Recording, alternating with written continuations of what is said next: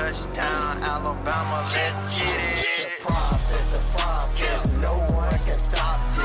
Hottest show in the streets, I bet you can't top this. Rammer, jammer, yellow hammer, come see how we rock this. Alabama fans, the best, there's no way you can top this. Recruiting news and interviews, just sit back and watch this. Recruiting news and interviews, just sit back and watch this. The process. Welcome into a new episode of The Process, Crimson Tide Recruiting. Thank you guys so much for joining me today on our YouTube page. If you're not subscribed, go ahead, hit that subscribe button below for me. Also, be sure to leave a like on today's show. I am Justin Smith, the scouting and recruiting analyst for Touchdown Alabama magazine. You guys can check me out here every Tuesday and Thursday evening right here on Touchdown Alabama's YouTube page. As I'll break down the latest in Tide football recruiting news, but interviews are also a huge part of the program. As I'll be joined today by Caleb Ross, the head football coach at Prattville High School, which is the home of the Tide's 2021 four-star linebacker commit Ian Jackson. We'll talk with Ross about some of the growth he has seen from Jackson during his senior year.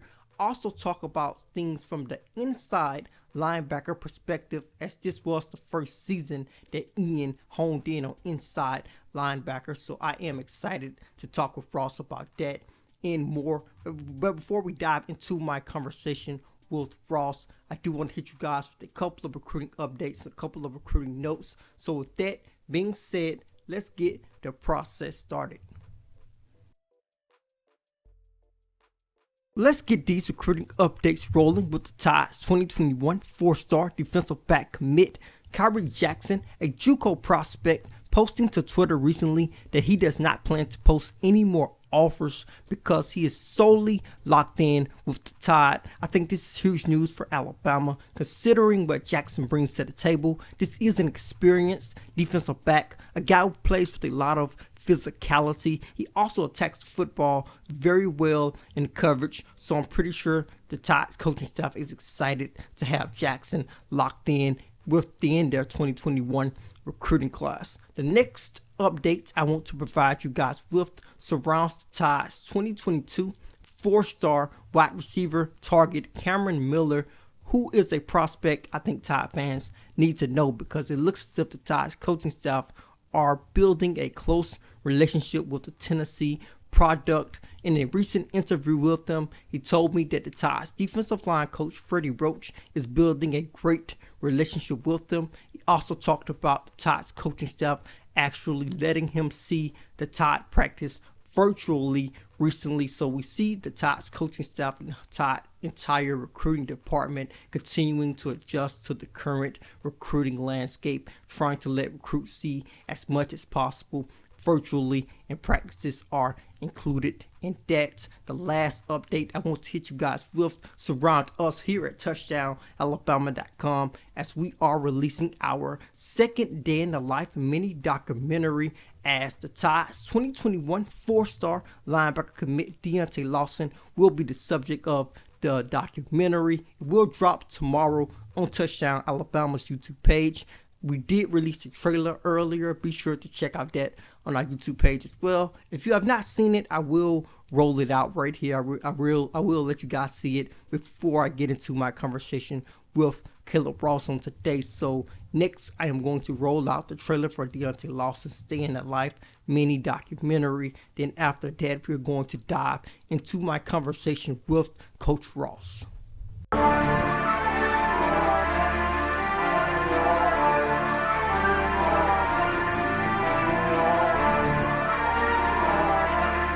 Football is just my dream, it's just my life. I've been playing since I was 5 and started off at Theodore Park.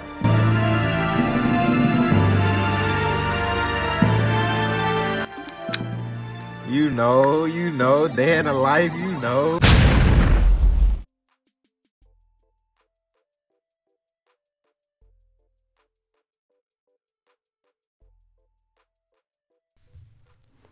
I am now joined by Caleb Ross, the head football coach at Prattville High School, the home of the Tide's 2021 4-star linebacker commit Ian Jackson, and I want to talk with Coach today about some of the things he saw from Jackson during his senior season. We are going to dive right into it here, Coach. I know that Jackson has played for Prattville throughout his high school career. You guys have used him at different positions as he has continued to grow. When you first saw Ian, what were some of the things that really stood out about him? Well, from my athletic standpoint, I remember the first week I was here, got the job. This is good-looking 6'1", 6'2", 180-pound kid that, you knew was long and had played some DB. So, and I remember thinking to myself, that's what they look like. This kid's got a real chance to go do something. Now, he may not know this at all, but I remember thinking that he's got the size, he's got the length, he's going to have what those big schools want. Now, this is a sophomore year. There had to be so much development. You knew it was going to be a process, but I remember thinking he naturally had stuff to play at that level. I mean, there's a lot of good high school players, but not all of them are going to fit the dimensions, the physical stature and the things we're looking for. So I knew early on that he had that. And then remember that first spring, this kid moves well, and he's got some natural instincts. Now, it was raw.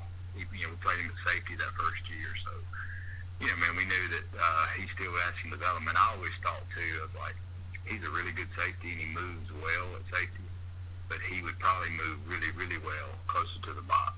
You know what I mean? So I think at some point we knew he would probably end up moving down to being a linebacker. I did, and we never told him that until the second year. But I know early on, those things I noticed when I first got here. You guys did eventually move inside the box to start at inside linebacker. What were some of the things that stood out to you about him with them starting at inside linebacker full-time for the first time this past season? Well, first of all, man, just you talking about a kid that brought it every day.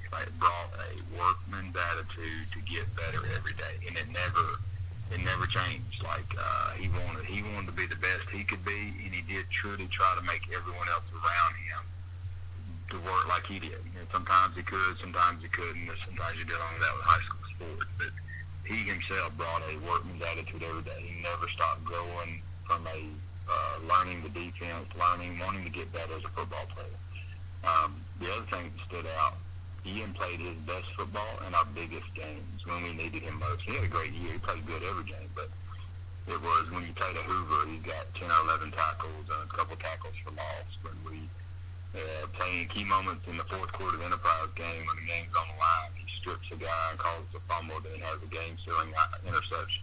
We're playing Phoenix City in a tight region game, and he's making plays all over the field.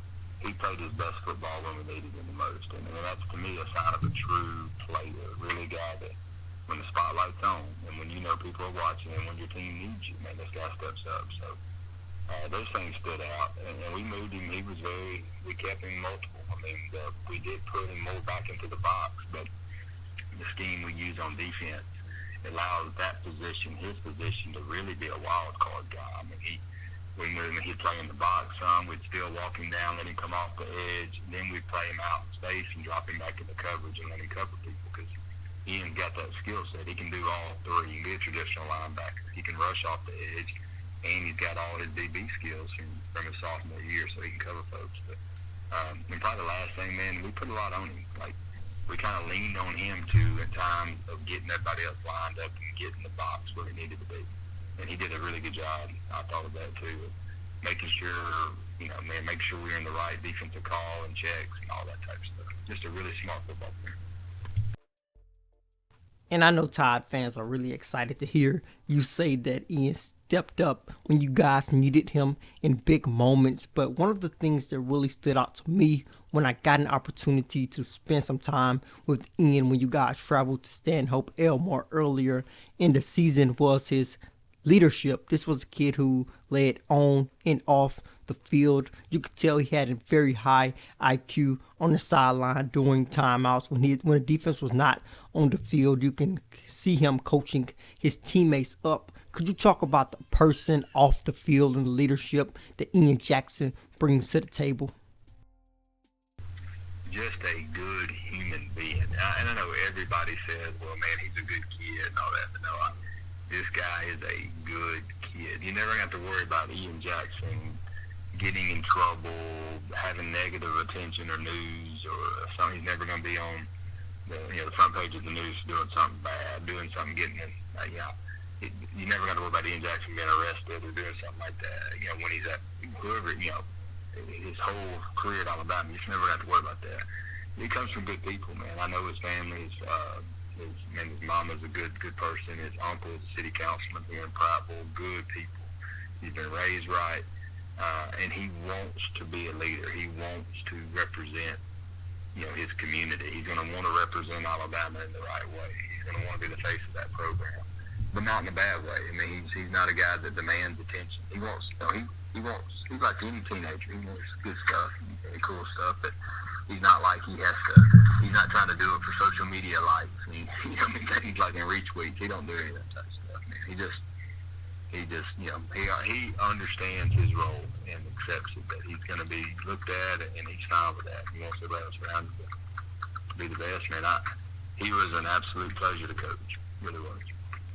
That will do it for this episode of The Process. Be sure to hit that subscribe button before you leave.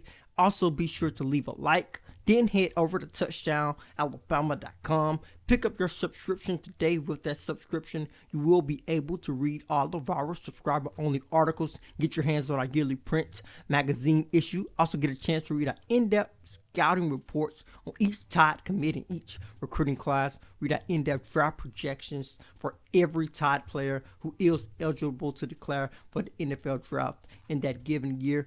Also get our subscriber-only benefits when it comes to our Locks and Leans recruiting prediction feature. Get a chance to get our staff's current predictions of where we feel the Tides currently stand with some of their top targets in each recruiting class. Be sure to pick up that subscription to touchdownalabama.com today. Then head to your Google Play Store or to the Apple App Store to download the Touchdown Alabama app so breaking news notifications can be sent to your mobile device. As always, I am Justin Smith, the scouting and recruiting analyst for Touchdown Alabama magazine. Process.